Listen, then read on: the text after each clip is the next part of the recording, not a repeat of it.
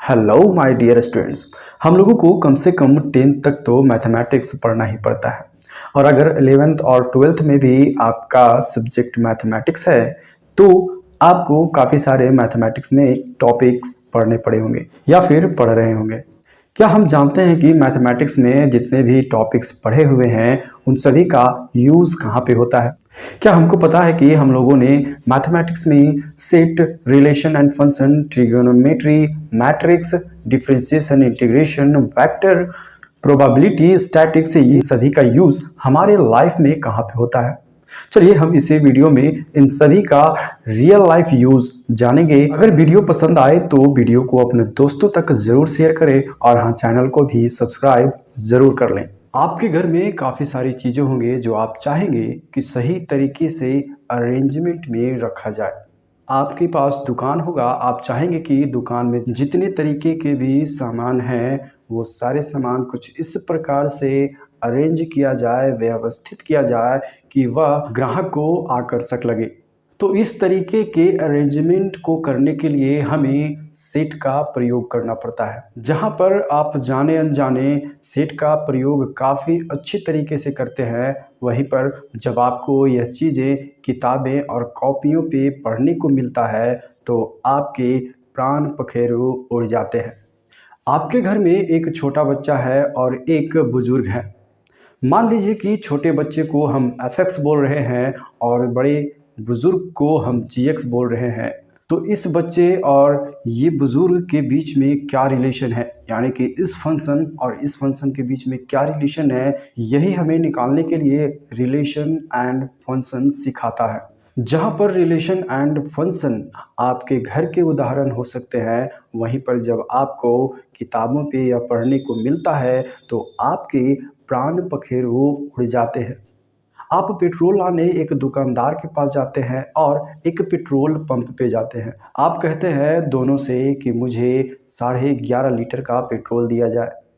तो दुकानदार वहीं पर कुछ टाइम लेता है यह बताने के लिए कि आपका कुल अमाउंट कितना हुआ। वहीं पर पेट्रोल पंप में कुछ सेकंड में ही आपके कुल अमाउंट का जानकारी आपको दे देता है। पेट्रोल पंप वाला आपको आसानी से आपके अमाउंट का जानकारी दे देता है क्योंकि वहाँ पर वह फंक्शन का यूज़ करता है।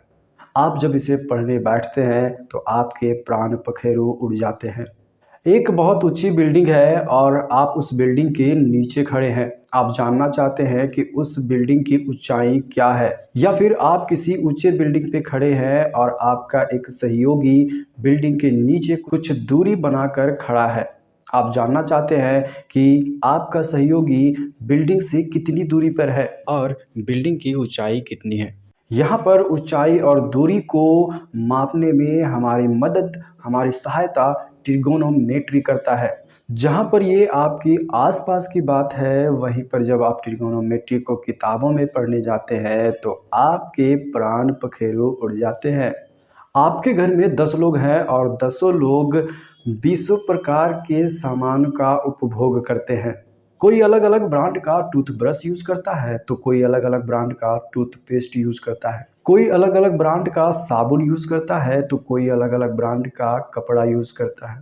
कई ऐसी सामान हैं जो कि सभी लोग यूज करते हैं तो कई ऐसी सामान हैं जो सभी लोग यूज नहीं करते हैं।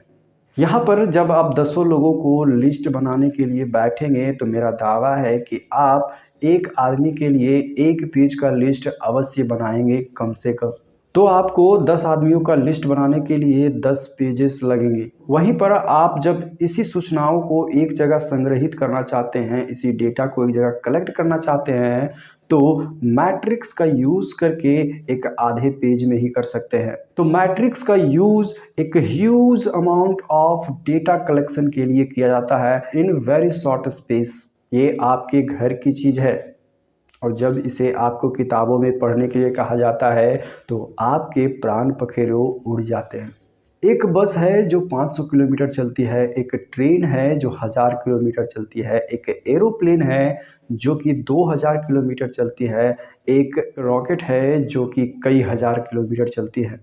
जब आपको इन सब का एवरेज स्पीड पता करने के लिए बोला जाता है तो वहाँ पे आप डिफरेंशिएशन का यूज़ करते हैं। ये आपके घूमने फिरने की चीज़ है और जब इसे आपको किताबों में पढ़ने के लिए कहा जाता है तो आपके प्राण पखेरु उड़ जाते हैं। वीडियो पसंद आया हो और इसी तरह का वीडियो आगे और चाहिए तो चैनल को सब्सक्राइब कीजिए, वीडियो को अपने दोस्तों तक शेयर कीजिए और बेल आइकन को जरूर दबाएं। धन्यवाद। जय हिंद। वंदे मातरम।